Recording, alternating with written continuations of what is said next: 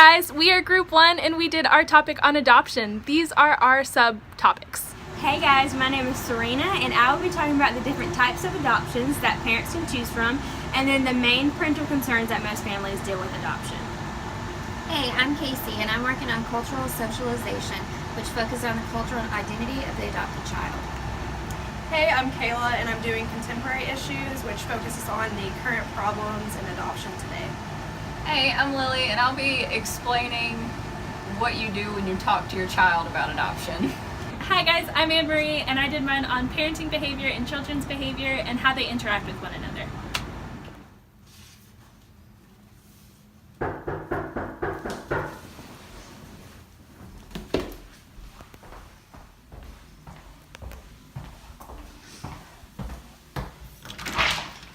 Hey guys, come on in. How are you? I'm good. How are you guys doing? Good. Thank you guys for coming today. So me and my husband were talking last night and we had this huge conversation about having more kids and I know, right? But I feel like with my age and, you know, trying to do the school thing that I don't know if I can really deal with having a baby. So we talked about adoption. That's so exciting. I think so too. And, you know, we talked about it and I think we may transracial adopt, so international adopting. And I know, you know, the issues with like cultural socialization and, you know, focusing on, you know, and helping them like embrace their cultural and their ethnic identities. And I think that's really important. But other than that, I really don't know much about it. Yeah. Well, I think to start off, you probably should know the different types. So you do know transracial adoption, that's where, you know, you would get a baby from another country. Fun fact, China is like the most known country to have babies be adopted. So you could look at like China because they're used to adoptions. And then so the main ones that people really do is like open and closed adoption. So like an open adoption is where the adopting mother and then the biological mother, you guys would stay in contact with each other like through the whole pregnancy of her. So she would have your information, you would have her information, she would be able to know about the kid as they grew older, be able to kind of have that relationship, nothing too serious. If you felt comfortable with that, most people don't, some people do. So then the opposite of that one would be closed, and that would be there would be no personal information between the two of you being shared at all. She wouldn't be able to know anything about the child as they grew older, and when they became older, they wouldn't be able to, you know, contact her, and she would not be able to contact them. So that's something you really need to think about if you want it open or closed. And then there are private and public agencies that you can choose from. And what's the difference in those? So a private agency would be like kids that they already have their parents, or it's like expecting parents, and they already know for a fact that they want to give that child up for adoption. And then there's public agencies, so that's when the child has already been born in this state, but they've been neglected, abused, or just parents just kind of left them to be by themselves. And they're in like foster care, social services, that's who we really mainly work with them.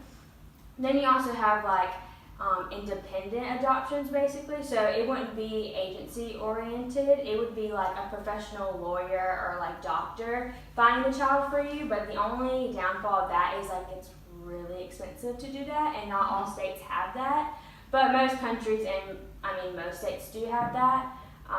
Have you thought about like foster care adoption? We did talk about foster care. I think my big issue with that is that more than likely you're going to receive an older child, and I'm not against that, but I guess I worry more so about bonding with the child. That makes sense. I think like just like any other parent-child relationship, it'd be pretty similar. Like you just want to make sure that you're invoking a secure and sensitive relationship with the child and being there for them in times of stress and need as they grow. So I don't think that that's something you should be worried about. I actually just read this online that children that are adopted are as emotionally and socially competent as their peers at the age of 7. So that's a good thing. That's amazing. So foster care could be an option. That is true. I mean, I know there are some issues that can come with adopting, period.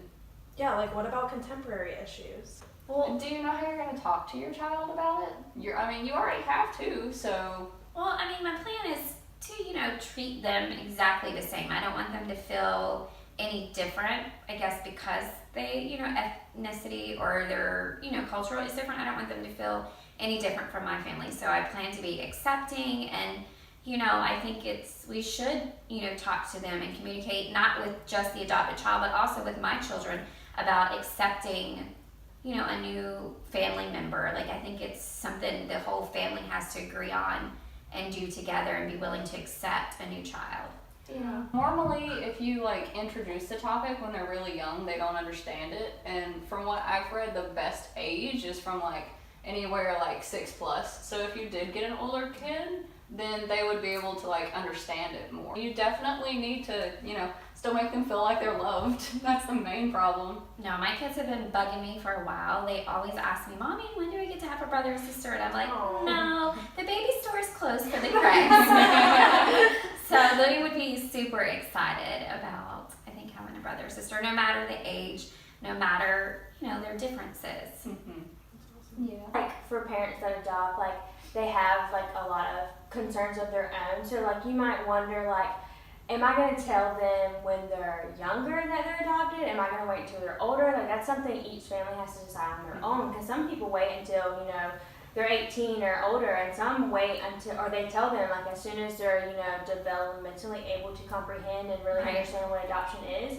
But from what I've heard, most families have the same main concern. If you get a baby and not someone that's already been grown, or even so, the trauma they may have experienced at the orphanage or wherever they were from. So if you do a transracial or international adoption, you don't really always know if their developmental and psychological needs were met, if they had that secure attachment that they needed. So that's something you really need to study on and figure out, were their needs met? Are they going to have any delays? But other than that, I think the concerns you have is probably something personal that your family both talk about. Depending on their age, some people choose to talk about it early, just break it down, make it as simple as possible for the age. Age-appropriate discussion. Yeah.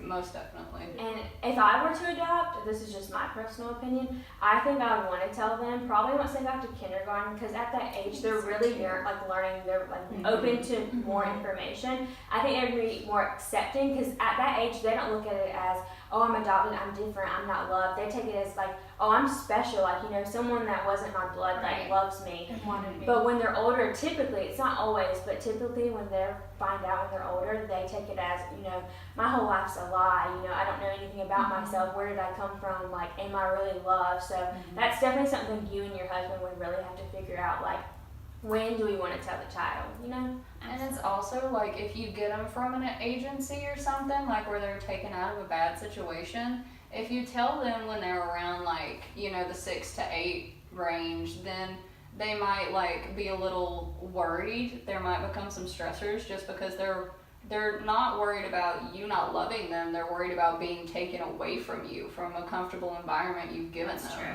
Because they've never had that before. Yeah, and they're worried about it. But that's just where you gotta be you ain't going nowhere, you're mine.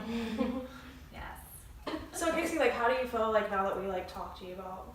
I feel a lot better. There's, a comfortable zone that you bring up a subject, but then you don't know all the different aspects of it. So I'm glad you guys came today and was able to fill in that, little bit of void of information that I had. I really appreciate you guys. And we're all going to support you through this whole thing, no matter what you Yeah. decide. And, I mean, only as long as I get to be an aunt. But Totally. Of course. Well, girl, keep us posted and Oh, yeah. let us know how it goes. Absolutely. Thank you. of course. Hey guys, this is my personal experience. So when I was in elementary school was the first time I started thinking that I might be adopted. I just had this weird feeling that I was adopted. It's really hard to explain, but I didn't actually learn I was adopted until after my parents got divorced. And I was around 13 when that happened. It was the summer before I started middle school when my parents got divorced. So I was maybe a year later is when I learned I was adopted. And I was sort of half adopted. So my dad is the one that adopted me, but I'm my mother's biological daughter. And before you ask, I have absolutely no idea how I ended up with my dad. Don't understand how that happened. All I know is my mom went to jail after they got into a fight. And these are the bloopers. These are our I didn't realize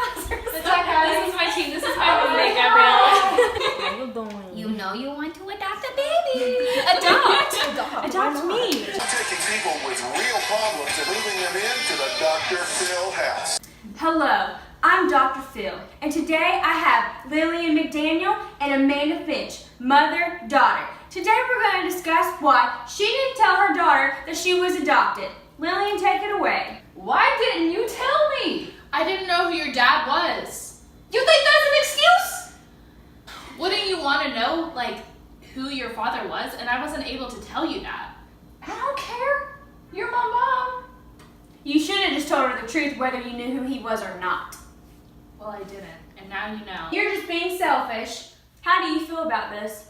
Why would you do this to me? Okay, this is how we're going to fix this problem. You're going to hug each other. Now, get off and hug. That's Dr. Phil for you.